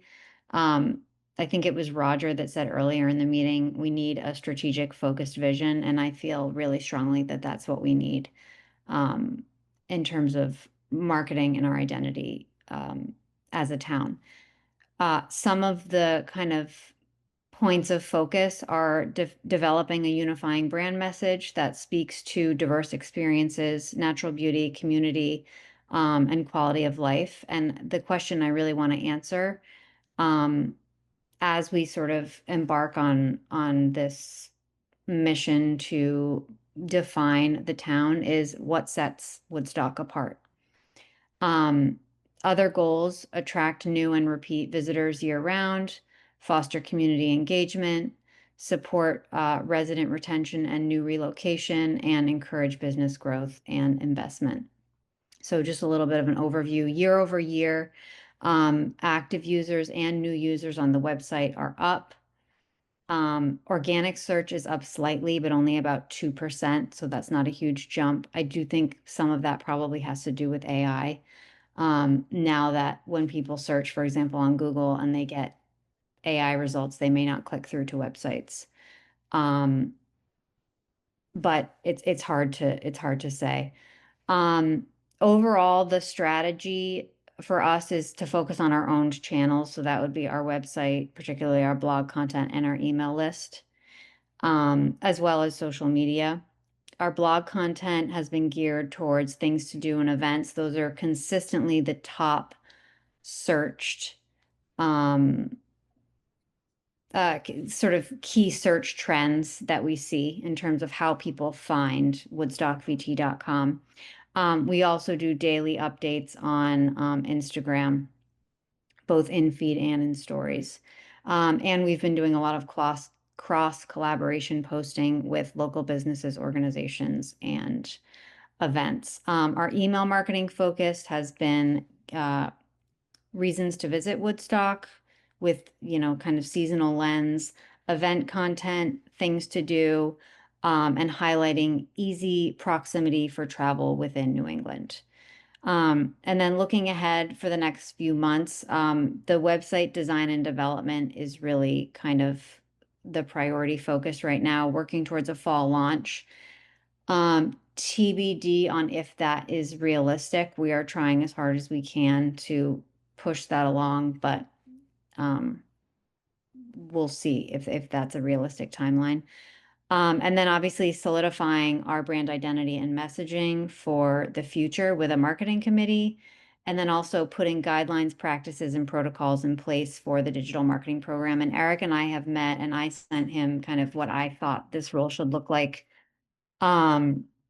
And just really, I want to just set this program up for success. So if it's not me doing it, whoever is in this role can really just dip right into it and know exactly what to do and how things work. In terms of the formation of a marketing and events committee, I think the purpose of the group should be to guide, collaborate on, and oversee marketing initiatives, foster collaboration, cohesion, organization, and information sharing across town and local events, and then, of course, create a unifying brand message and visual identity for Woodstock. I have some proposed roles. Do you want me to go through that right now, or is that something you want to just review in email? I mean, it might be just might be helpful just to kind of go through what you're thinking. Okay. And this is sort of not exclusive. These were just some ideas. I think that I have 6 roles in here. There could be more. But these were kind of the ones that I think are most important. Obviously, a chair, someone who would lead the committee and help foster communication with town leadership. A digital marketing lead that I would assume would be someone in the role that I'm in now. So someone who manages the content and the digital strategy. A business and tourism liaison who could help foster connection and serve as a liaison for local businesses. A community engagement lead. They would serve as a liaison for residents to help ensure that our marketing campaigns and brand identity reflect community needs and help drive local participation. I also think that it's really important that we tie in with the school system. So maybe that's some sort of crossover there. An events liaison who could serve as a bridge for communication between event organizers within the town and the town and local businesses. So someone can kind of help be that person for all those things. And then finally, an economic development advisor. I would hope that it would be this new role that the town is hiring. It could be that person to help not only craft our messaging, but serve as a liaison for potential new residents and businesses, as we hope to attract both. That was kind of what I envisioned for the group. Again, I think there could be more people on it and other roles, but I think at minimum, we should have roles that look like that. Quick update on the website redesign with Bytes. So the process to date, we had a kickoff planning call a couple weeks ago with the project manager. I assigned them credentials to the relevant things that they need access to and created a website content outline for the Bytes team. That was based on months of conversations that we've had leading up to this point, the existing website and what we kind of hope to build out with this new site. I'm currently reviewing the site crawl sheet. There's about 1,000 URLs that I have to basically decide whether or not they're going to be moved over to the new site. And essentially it's really just finding there's broken links, there's pages that have 404 error codes, and there's a lot of outdated content. So I'm just kind of going through and reviewing it all, marking off what does not need to be moved over and marking off what does. I'm also gathering assets for the new site. The town spent a lot of money paying for digital media assets. I think when Class 4 was handling the marketing program, and we still have those. So I've been moving those over to a folder that Bytes can review for the new site. And also going through a lot of there's a lot of video. So deciding if there's some video content we want to use on the new site as well. Content development and revisions are ongoing. And again, that's probably, hopefully something, I don't know if we'll have a marketing committee in place in time, but there should be some sort of group that comes together and reviews that. And then we had an initial site design meeting today, which went really well. They showed some initial themes that they think would work well, some color palettes, fonts, things like that. So they gave 3 options. I had some initial reactions, but I think that there will be another small group looking at that and providing feedback to Bytes, preferably before the end of next week to keep the project moving forward. And that is everything.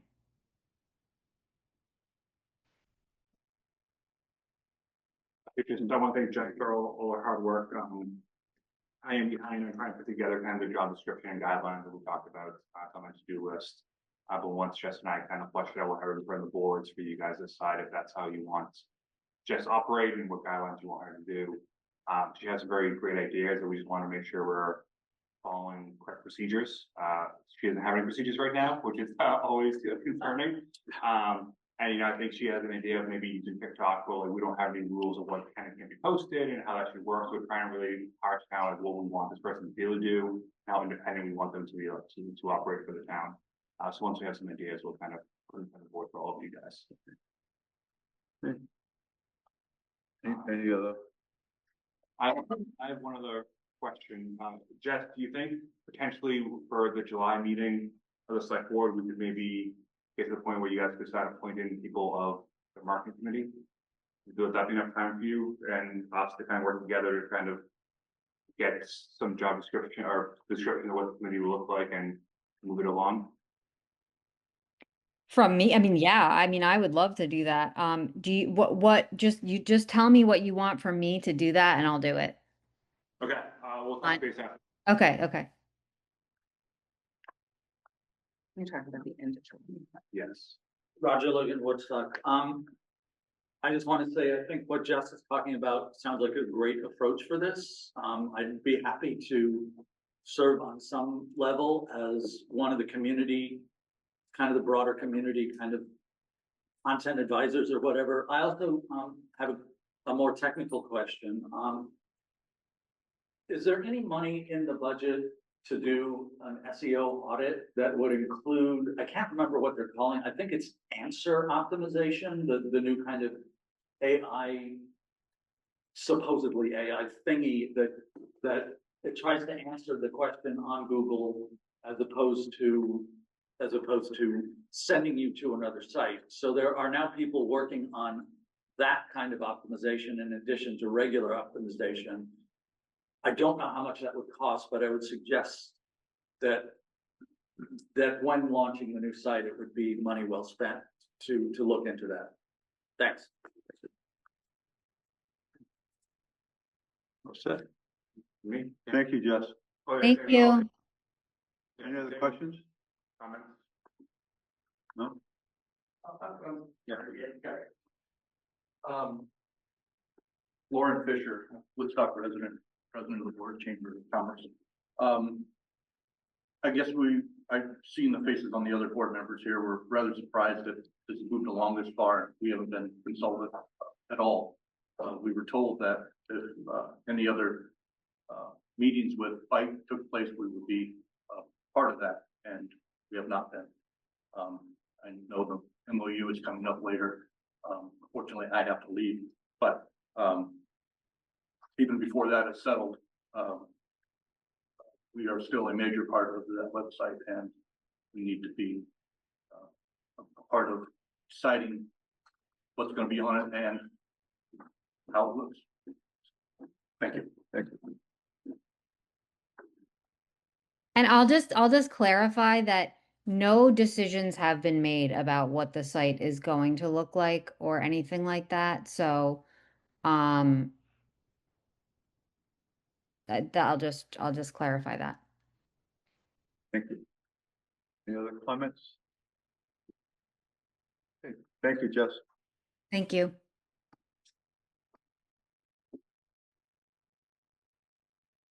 I think Mike Green might be back on. That's what I saw him, yeah. Mike, are you there? Hey guys, I'm back. You talk a little bit about the grant you want the letter of support for? Yeah, and sorry for the confusion, Eric, earlier. I thought that's what I was on for. A lot of different threads and things going on, so apologies for that. Yeah, so I think we presented some time ago. I think I've come to you guys twice with that the fact that the Vermont Transportation VTrans has essentially grant money available for a scoping study for towns and regions to look at their cycling and walkability infrastructure.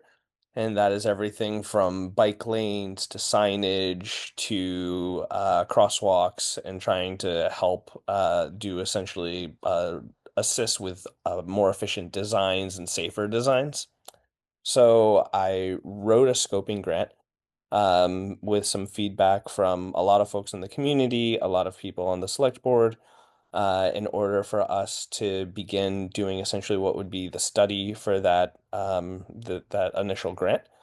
I also had the opportunity to work with TRORC to come together, and they agreed to help with the budgeting, the project management, and the mapping for that need to be submitted for the grant. So yeah, I think now the last piece that's needed is a letter of support from the town, and I'm willing and happy to help in whatever that needs to look like from your guys' perspective, and or assist in any way. It's just I know that the grant is due on July 11th, so we would need to have all of this together and submitted, and essentially the letter of support is the last piece that's needed at this point. Of course, nothing's final. Love feedback, and if folks want to look at the grant and weigh in and engage in any way with it, that's great. I'm, not trying to gatekeep any of the information or ideas. So this goes back to the Woodstock Conservancy conversation we had about 2 months back, and then the presentation I gave to the joint committees about a year or so ago.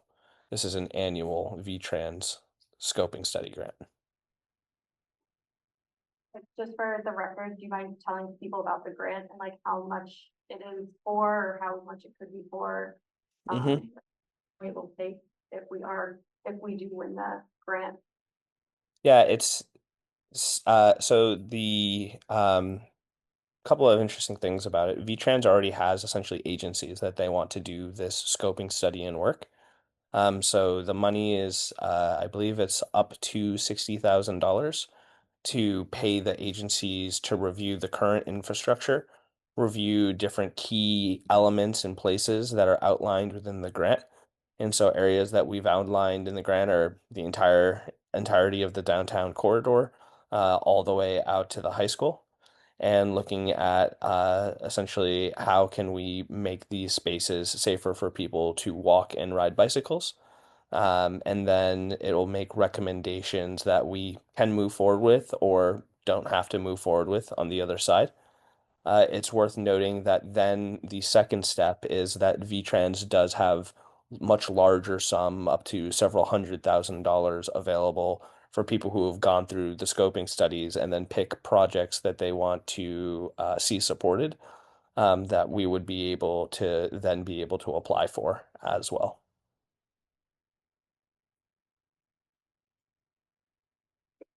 Comments, questions? Okay. Is there a motion to? I move we do a letter of support in support of this grant request. Second? All those in favor? Aye. Aye. Okay. Thanks, guys. I'll report back, and you all know how to reach me to help in that letter, and report back once the application has been submitted as well, just to keep you guys informed with that and any information that comes across. They'll probably want a point of contact. My assumption would be that would be Eric, but if you deem that there's a different or other point of contact for the VTrans to work with, please let me know. Carrie. Carrie? What? No. I'm not gonna be me. Cool. Thanks, guys. Thank you. The EDC incentives discussion. Yeah, so I think Laura sent out some communication earlier today. Yeah, we put on. So there's still some kind of open incentives that the EDC had created that now kind of flowing through my office and the boards. And so we kind of want to have a conversation about what those incentives are. If the board wants more information about them, and then eventually have a conversation if you want to keep those going, expand them, decrease them, pause them, etc. So. Can you just allow?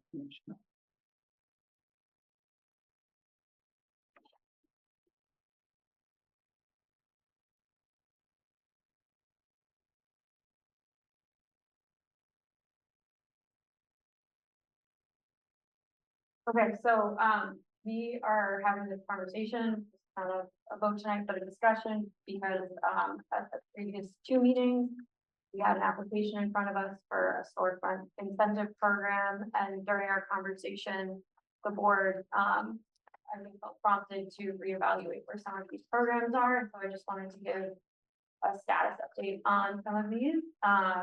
Grateful to have, someone with historic knowledge in the crowd tonight, so Tom Wetchler can correct me for any historical statements about the EDC. As I mentioned, we had an application for the storefront grant, which we granted at the last meeting.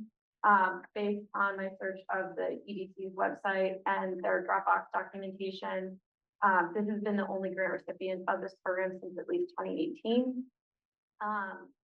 Again, we're not going to take a formal vote tonight, but my recommendation would be to pause this program until the economic development director is hired, and can decide whether or not to pursue this program, or alternatives to storefront vacancies, which I know a lot of us have discussed in various committees and boards, and even here on the board, such as what I'll say people use as like the carrot and stick approach of vacancy tax, using some of the vacant spaces creatively, doing a sponsored pop-up market, or an additional commercial property tax, which in the village we are statutorily allowed to levy because we have a charter and we can classify properties separately. But I think also something that some merchants brought up today in conversation was that this program has also maybe not been effectively advertised, which is why we haven't had a lot of applications. And again, that's something I think that the economic development director will have autonomy and ownership over, how much power to kind of put behind those. So you can find the criteria here, but based on, I think, our last application, we know that it's meant to fill vacant storefronts, which I think previous to 2018, they had success filling at least 3 to 4. Again, Tom can correct me if I'm wrong. But since then, again, until the last meeting, we've had kind of a drought for various reasons. Housing incentives, as a lot of you know, we have a housing coordinator who works 15 to 20 hours a week for us, who manages these programs. We have 4 current incentives.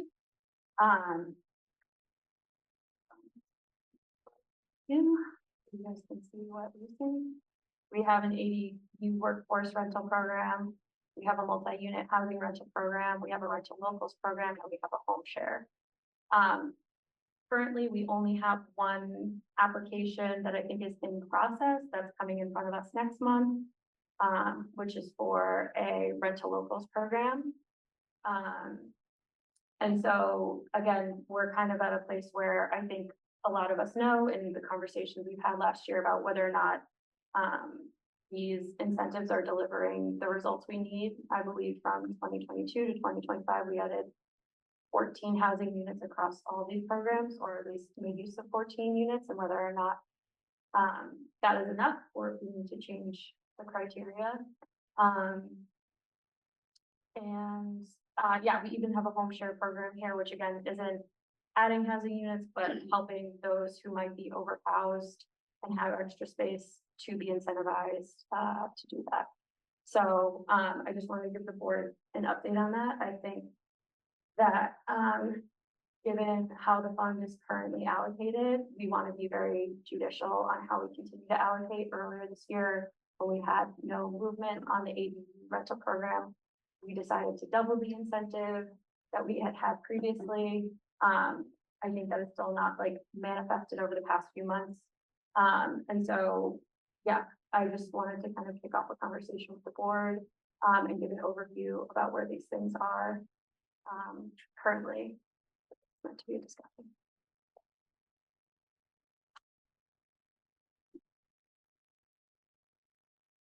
Thoughts, questions, slam poetry? I don't think the home share is given a grant since it's been established. Well, the home share, the housing advisor has been working with the Thompson. Yeah. And the Right. Thompson really has been running it, and now they're getting some state money because they became a state home share. So I think that I'm not quite sure what our role in that has been, but I think it's really been giving support to the Thompson rather than a program that has grants. Mhm. And I think they've had some good success with it, actually. The Thompson? Yeah, the home share program. There have been matches. It's a hard thing to It's a hard match thing to match yeah. somebody to come live in someone's home. Our nanny has a home share and she's delighted with it. Anecdotally, and one. I think it's one of those things when it works. I think, we've talked about what it looks like to, is our collective goal as a board to add housing units and then add bodies to those housing units? And do we feel like, these are those programs? Should we pause them? Should we wait for? So like, what's our hiring timeline? Like, when do we think we'll have the person in? So we started, Stephanie did preliminary interviews last week, with 4 candidates, and then, the hiring committee met today and we'll meet tomorrow to screen 4 candidates, and next week to screen 4 candidates, and then those will move on. Those who the committee wants to recommend for the next step will move on to a 3rd round with Eric, but I think the idea when we first started was that this person would have overlap with Trina, whose contract runs through August. And I think that there could be as little as a week to as much as 3 weeks. But I do know that that's an ambitious timeline. Thankfully, she's done a really good job documenting everything about this program. And so we're in like a very strong position, in terms of like context. So that's it.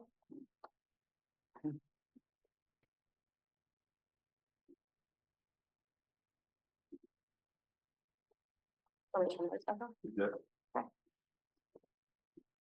Yeah.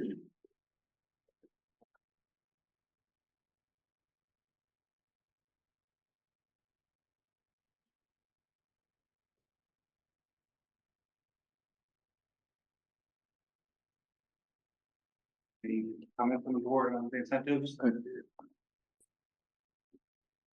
think the storefront, I think we should look at, because I think there's one in the last, since 2018. Yeah, that's what I could find. I just, And I think the lever for that one is,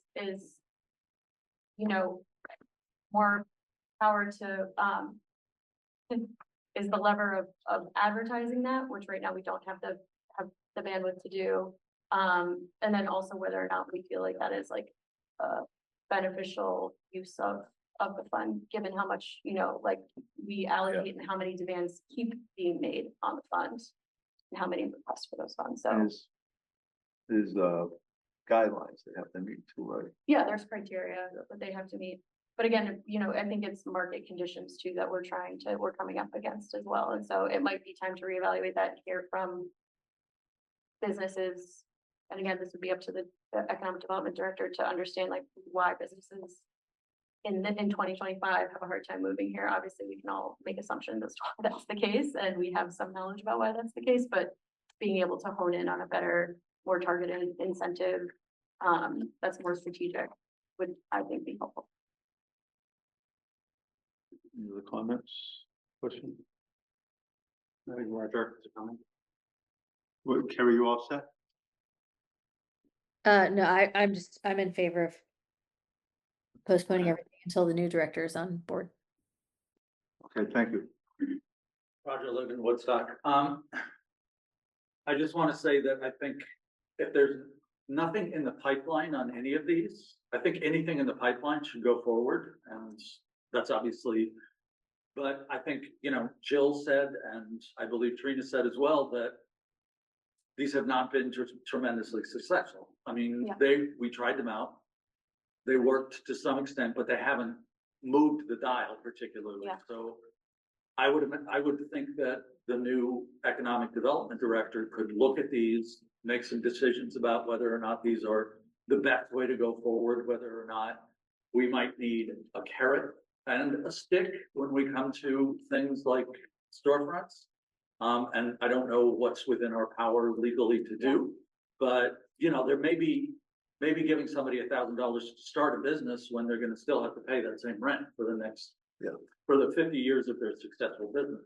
So I would put everything on hold unless there's something in the pipeline until this new person comes on board. Thanks.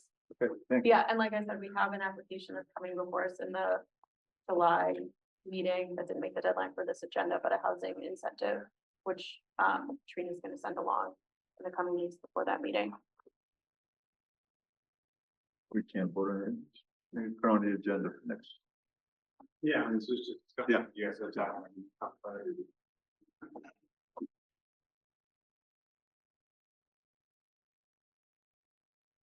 Okay.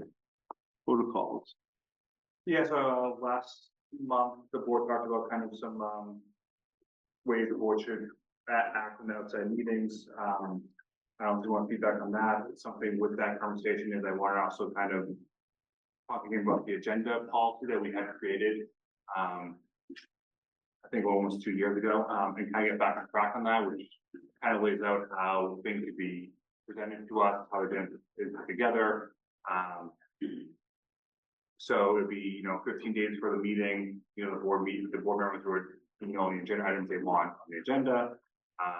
14 days beforehand, I'd meet with the chair and vice chair to go over that agenda. 11 days before the meeting would be the last day to add anything to the agenda. 10 days before the meeting, the agenda would be blocked. 7 days before the meeting, everything would be sent to the board members so they could review it. I'm sorry, 7 days before all the materials had to be into the town hall, so we included an agenda.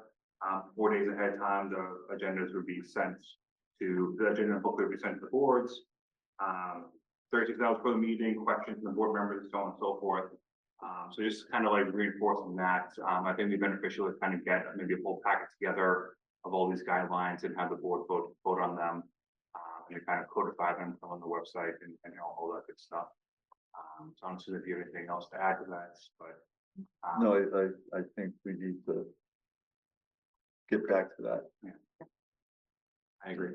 Especially when we get something on the agenda and there's nothing to back it up. Yeah, I agree. So for the next meeting, not July 8th, the regular July meeting, Yeah. we could put together that packet of the 3 documents and vote on. Yeah. I guess we've already voted, but we could vote on the main as one Yeah. packet, and then we voted on 2. So that's the policies and the agenda and the select board policy, right? Yeah. Yeah.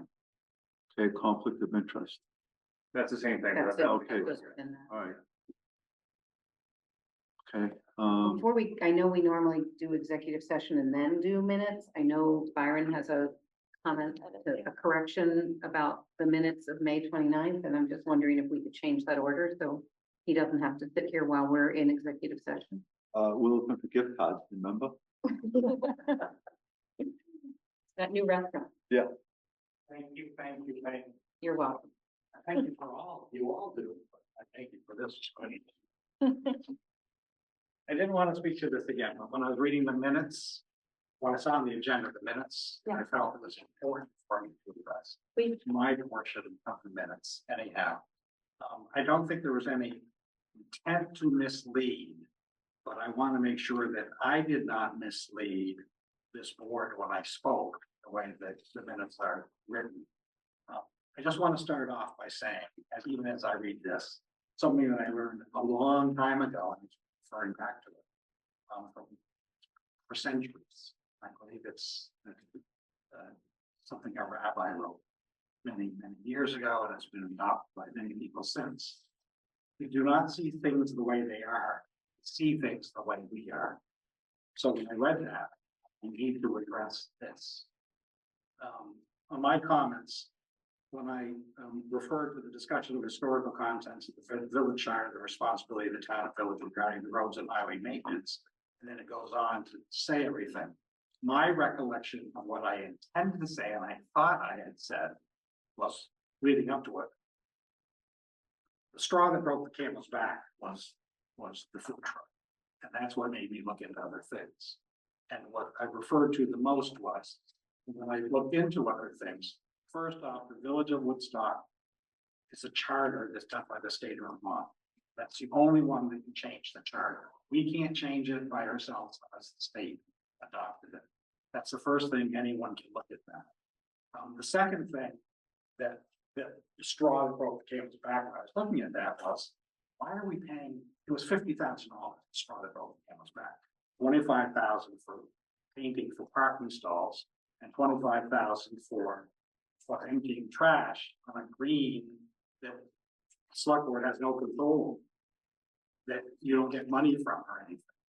So that's the straw that broke the back. So I brought up the fact of the charter clearly says village and town.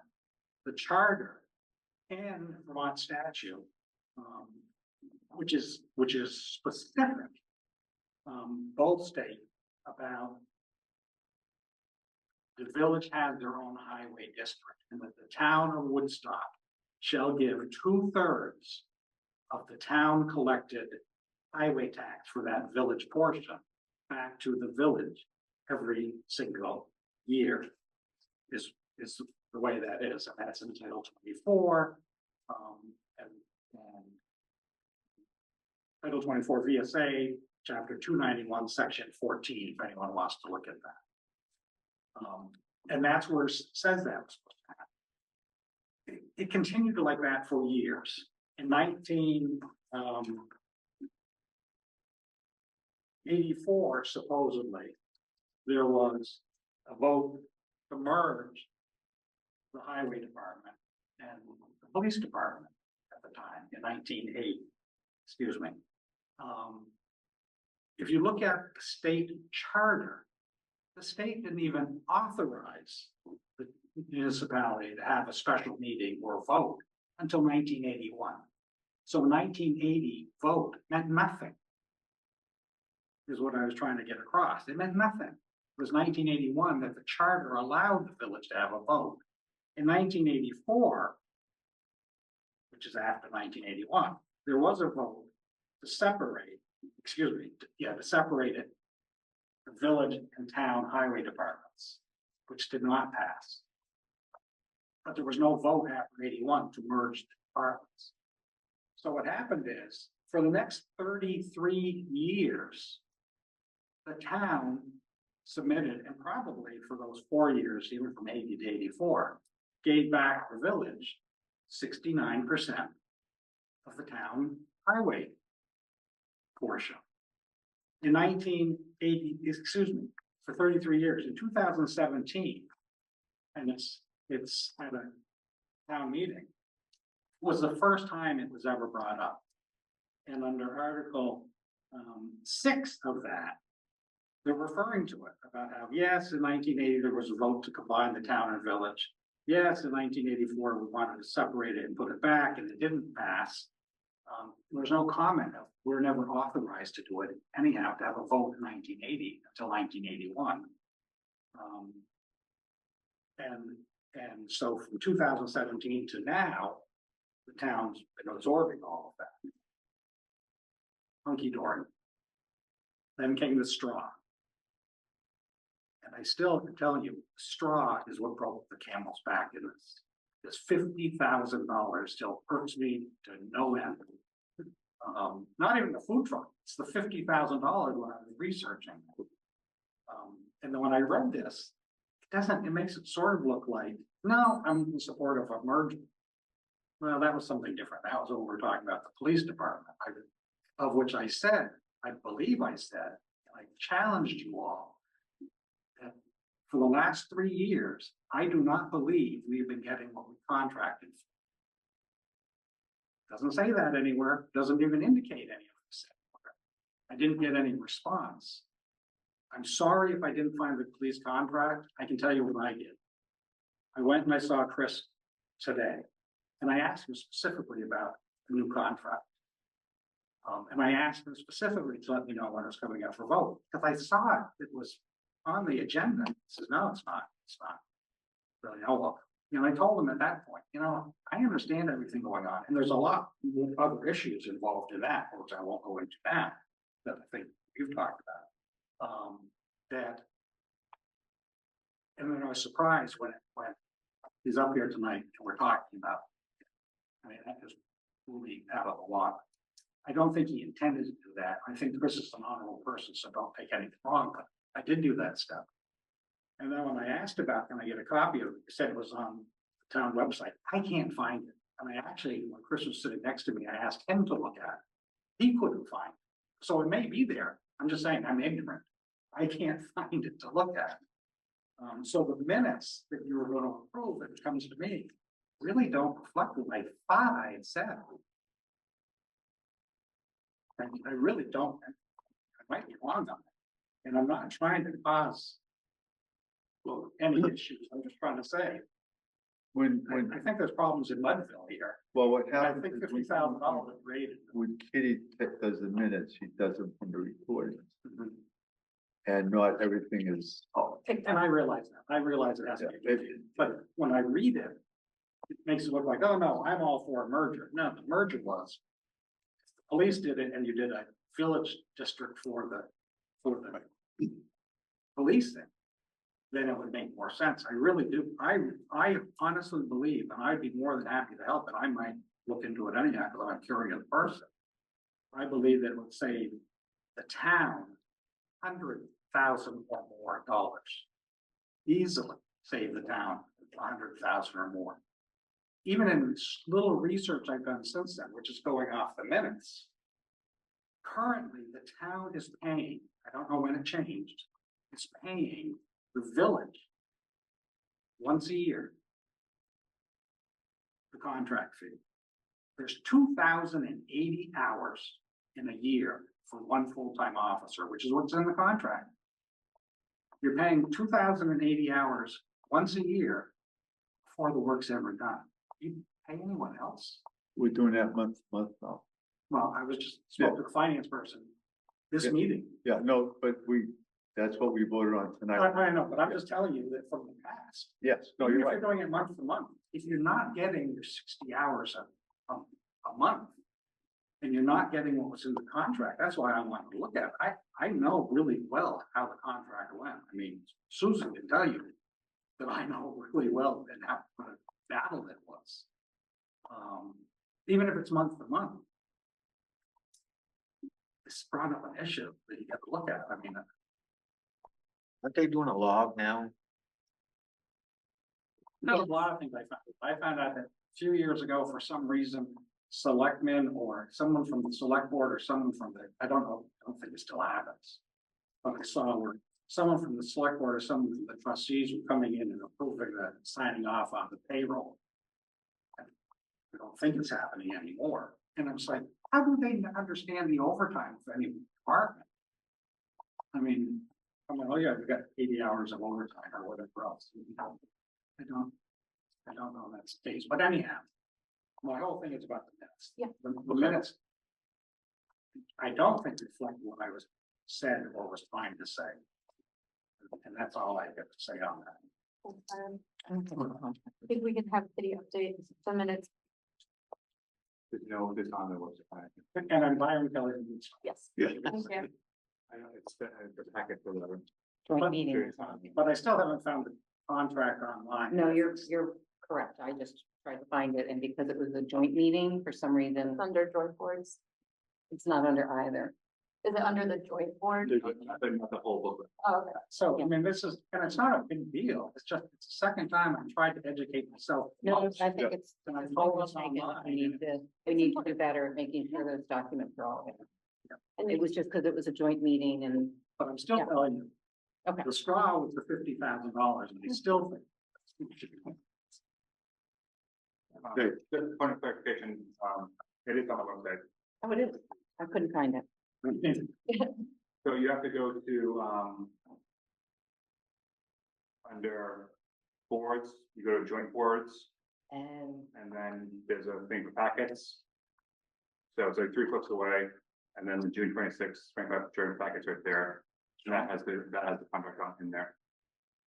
Yeah, to be fair, I didn't find it on the website. Kitty sent me the link. Yeah. Yeah. I didn't even look at it. Yeah. Right. I'm not sure if But- it's updated, but it is on Yeah, there. okay. But points well taken. I Yeah. think we all know that the way that information can and should be found could be a lot easier for Yes, people. because I did a CERT police contract. Yeah, the search is, yeah, Oh, the search. search is terrible. You can't search a PDF. Yeah, you can't search PDF, Right. yeah. So anyhow, that like, it's all about minutes and just wanted to make sure that I wasn't misunderstood. No, thank No, you. for- thank you for for Byron. I think we can, should we have Kitty, Re-listen. re-listen? And then also I had another edit for two, because I don't believe we, Thank you. thank you, Byron. I sent her some edits. Okay. I don't think we abated. I'll listen to the meeting again, but my recollection was that we didn't vote to abate 32 the green because they wanted to actually come in front of the board. Yes. That's correct. And I, Carrie was like texting them as they were Carrie, talking. yeah, Carrie was talking, so I would just have the, What about Carrie? We appointed you to something else. No, no, no, I would, 6 a.m. every Saturday morning. every absolutely not. No, no, no. on the golf course. No, I was just recalling that we didn't abate the 32, the green, the McKees, I believe it is, Carrie, because they were. they Yes. had a family. Yeah. Were they supposed to come to the meeting tonight? They weren't on the agenda. No, they weren't on the agenda, but we did reach out to them, I believe. Yeah. And they Well, so I didn't. think we just need to reach out and tell them that Again. they need to be there in person to represent their case. Eric, I'm on right now. Can I spoke, this is Kitty. I spoke to Patrick and he's gonna come to, he didn't get, it was not, he did not reach out to us in time, so he's on the agenda for the July meeting. Okay, great. Thank you. Yeah.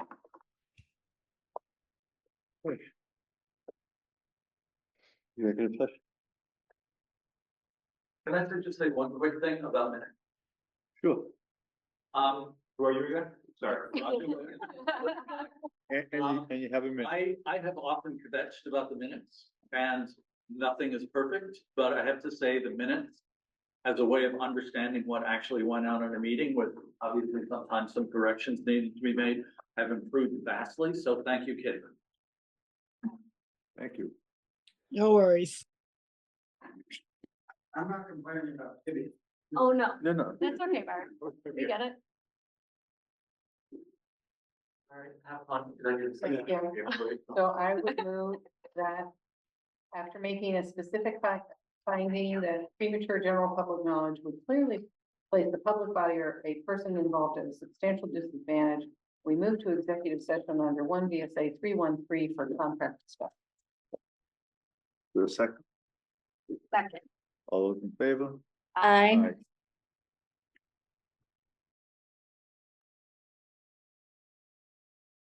I entertain a motion to exit executive session. So moved. Second, A second. all those in favor? Aye. Aye.